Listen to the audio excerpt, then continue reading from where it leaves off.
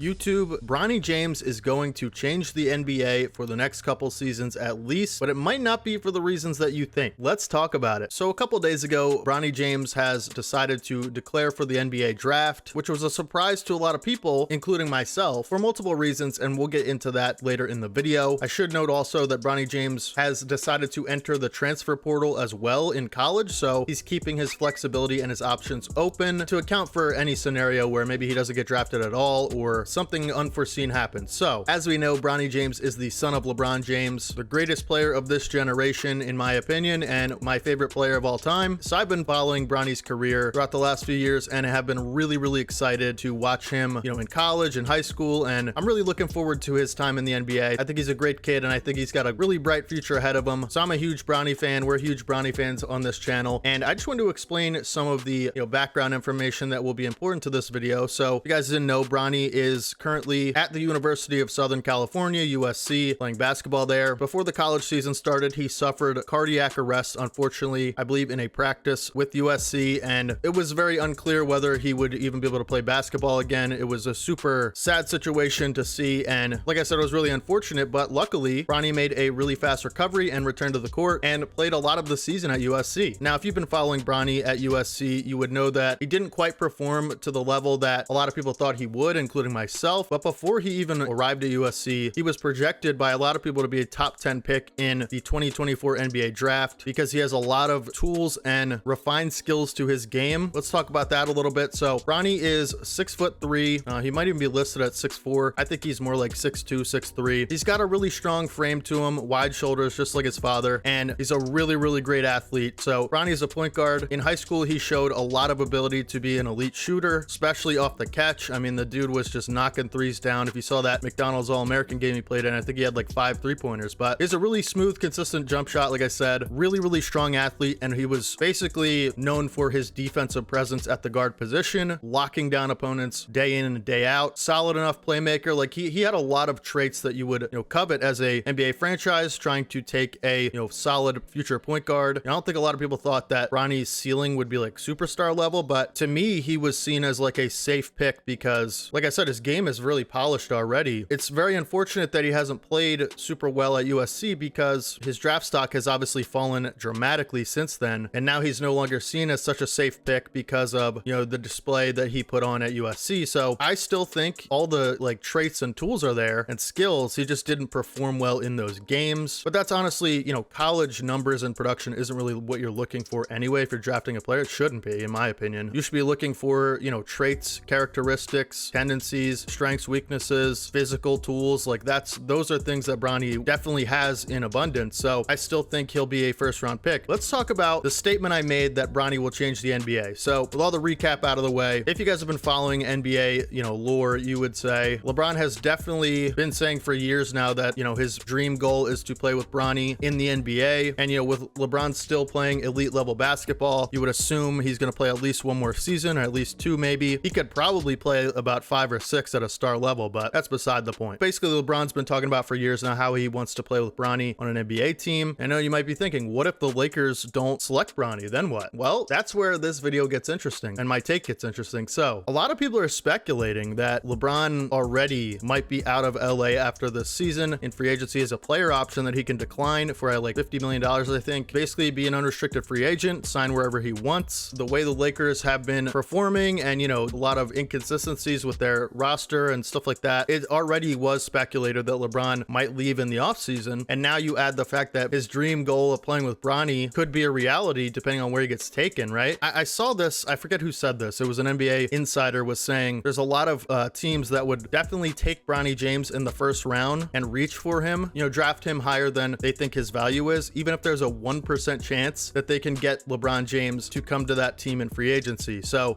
I would imagine, there's going to be a lot of teams, maybe even in the late lottery or just outside the lottery, that are going to try to draft Bronny James because they think if we can maybe persuade LeBron to come here, then this is a great move for us. So like I said, depending on the team that takes Bronny, especially if it's a late first round pick, which would basically be mostly contenders at that point. Let's say a, contending team takes Bronny James in the back end of the first round and they free up cap space in the offseason. I think there's a real shot LeBron goes there, right? If he declines his player option, first of all. But that's why I say this could change the NBA for the next few years, because LeBron could switch teams and that could completely change the Western Conference. It could, shake things up quite a bit in the NBA, depending on where he goes and what team and stuff like that. So a lot of this stuff's up in the air, but there's a lot of speculation on how this will unfold, because it could be very, very important for, a certain team, or definitely for the Lakers at the very least. How this unfolds for them is going to determine the next few years of their franchise. So, because obviously they have a vested interest in keeping LeBron James on their roster, you would think. I'm not sure the Lakers have a first round pick this year. So,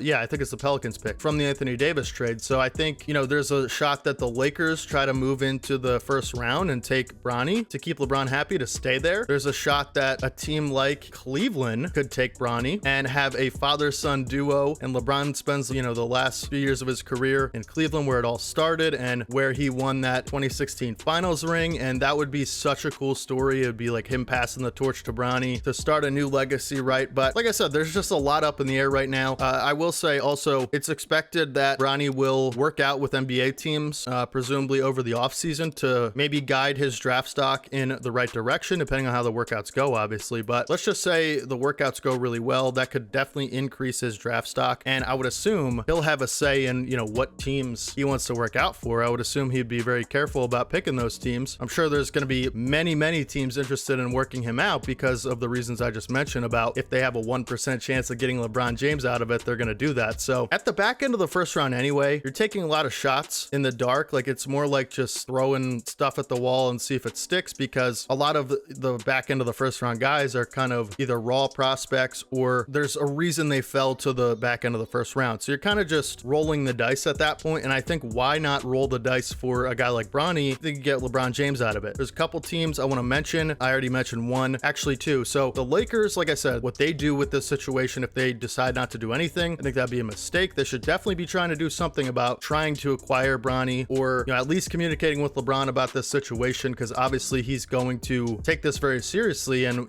this could determine whether or not he stays in LA. The question is going to be, how much does he want to play with Bronny? Like, say like a team like the Detroit Pistons take Bronny James, LeBron's not going to Detroit, right? And that would be unfortunate for Bronny, because he shouldn't be drafted to a place where just because they think his dad can get him, is basically using Bronny as leverage, and that's not a healthy situation for him to develop his skills anyway, which we'll talk about in a little bit. But like I said, the Lakers are going to be super important about how all this unfolds. And then I thought a team like the Cleveland Cavaliers could be super, super fun if they take Bronny and, maybe they free up some cap space and they get LeBron James back to end his career in Cleveland. They already have such a good squad. Imagine like Darius Garland and Evan Mobley and LeBron James, because you'd probably at that point have to let someone go, and it'd probably be Donovan Mitchell, since he's already expected to not, stick around with the Cavs. And then Jared Allen, I believe, is a free agent as well, so he might walk as well. So it's going to be super interesting to see how this plays out. Like I said, I'm really rooting for Bronny in his career. I want nothing but the best for him. Let's get into, a lot of the takes I'm seeing on the internet about this. So the moment he declared for the draft, a lot of people were like, why? This is a bad move. He should stay in school, blah, blah, blah. I actually completely disagree, and here's why. So people want Bronny to stay in school because they think he should develop more as a prospect before he commits to an NBA franchise. And obviously it's risky to do that when maybe you're not ready for it, right? I think we can all agree, based on the college production, that maybe Bronny isn't quite ready to be like a starting NBA point guard. I think that would be fair to say. But we all can see that he has a ton of potential and talent. And like I said before, all the physical tools and traits, and he's a good kid. He seems like a worker too. So he has all the ability to become a really good NBA player. He just needs to get there. Like, he needs to be put in a situation where he can refine his skills and have them translate to on-court success, right? But the thing I disagree with about why he should,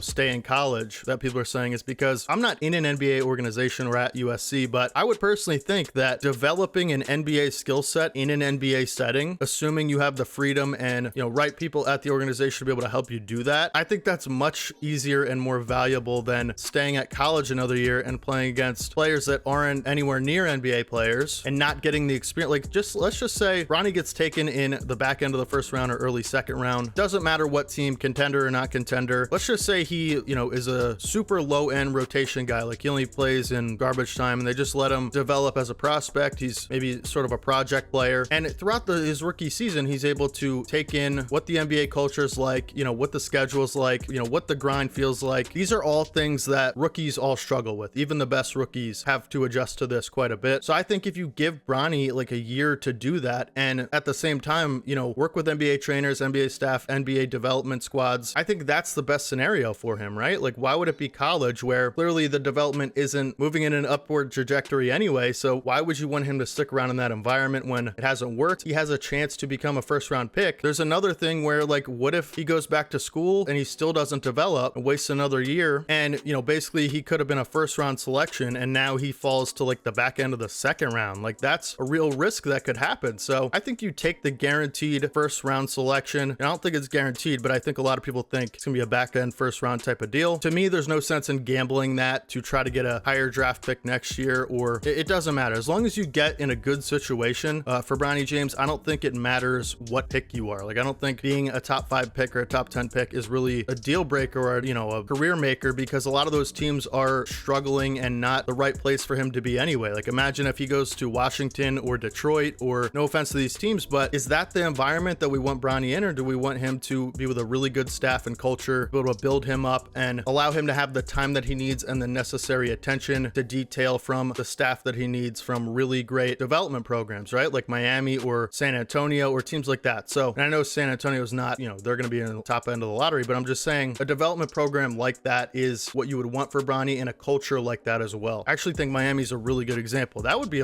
wow, I just thought of that. How did I not think about this? If Bronny gets drafted to Miami in like the back end of the first, or like early, you know, somewhere in the second, or if they trade up to get him and then LeBron goes to Miami and we get another Heat Bron era, that would be so hype. That's another team that I think is a sleeper for this situation. That's so cool. Oh man, Miami, I would hate it for my Sixers, but Sixers are another team I wanted to mention just because it's a, you know, dream of mine to have LeBron play on the Sixers and then Bronny for, you know, the future. It'll be so fun. We also have, the reason I would mention it even realistically is because we have the cap space and timeline roster wise to be able to, you know, make sense for a guy like LeBron to go to. Like, we would have all the money to spend on him in free agency. We wouldn't have to make any trades really, I don't think. We have max money already in free agency this season. So we also have draft capital to be able to move into the first round of this year's draft. Basically spend all our money on LeBron in free agency. I think that would be a, you know, Maxey, LeBron, and Embiid would be a fun trio. I think it would be dominant too. So like I said, I'm just rooting for Bronny. I hope he gets to the best situation possible. I don't agree that this is a, you know, forced decision, and I know that he's going to be a good NBA player someday. I just hope he gets in the right system to where that can happen faster than longer. And I think a team in the back end of the first round, like Cleveland, like Miami, like, you know, any of these teams that I mentioned, could be a good place for him to do that. Whether or not LeBron decides to leave LA and go join Bronny, if it's a, you know, realistic team that LeBron would go to, that's yet to be seen. That will change the NBA if it happens, but getting out of the Western Conference for LeBron could be a really good move anyway. So, you know, maybe we see that happen. Either way, I'm just excited to see how this all plays out. Excited to see Bronny's career unfold. Like I said, I hope everything works out with him in the draft and he gets to a good situation that's best for him and his growth as a player and person. I guess we'll see. That's gonna be it for the video. Hope you guys enjoyed it. Make sure you guys drop a like on the video if you did enjoy it, because it really helps out the channel and helps new people find the videos. So subscribe to the channel if you guys want to see more videos like this. We're going to be posting close to every day on this channel. NBA news, updates, the playoffs are coming in, so we're going to be talking a lot about the playoffs.